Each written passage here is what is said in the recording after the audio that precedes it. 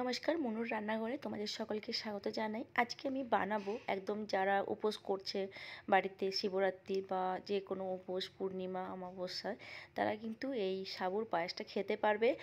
ভীষণ টেস্টি হয় খেতে। তো চলো কিভাবে সাবুর পায়েস বানাই তো সেটাই তোমাদের সাথে শেয়ার করি। এখানে আমি বাদামগুলোকে ভেজে তুলে ওগুলো মিক্সারে একটু জাস্ট পেস্ট করে নিই, পেস্ট না জাস্ট একটু গুঁড়ো করে নিলাম, একদম কিন্তু পেস্ট করা যাবে না। তারপরে এখানে জিরে ফোড়ন দিয়ে তার সাথে একটু কুচো লঙ্কা দিয়ে তার সাথে একটু আলু দিয়ে দিলাম ছোটো ছোটো করে কেটে, আর একটু নুন, আর এখানে চিনি দিলাম। এখানে হলুদও দিতে পারবে যদি কেউ খেতে চায়। নুন হলুদটা যদি না চায় তো বাদও দিতে পারে। এখানে আমি নুন হলুদ দিচ্ছি না। আর বাদামটাকে যে একটু হালকা করে গুঁড়ো করে রেখেছিলাম যেটা ভেজে নেওয়ার পরে, তো সেটা উপর থেকে দিয়ে দিলাম। আর দিয়ে দেওয়ার পরে জাস্ট একটু এটা ভেজে নেব। আর ভেজে নেওয়ার পরে দিয়ে দিচ্ছি সাবুটাকে আমি 1 কাপ জলে আগে ভালোভাবে ধুয়ে তারপরে ভিজিয়ে রেখেছিলাম। এটা খুব ভালোভাবে ভিজে গেছে। বেশি ভিজে গেলে কিন্তু এই ঝুরঝুরে ব্যাপারটা আসে না।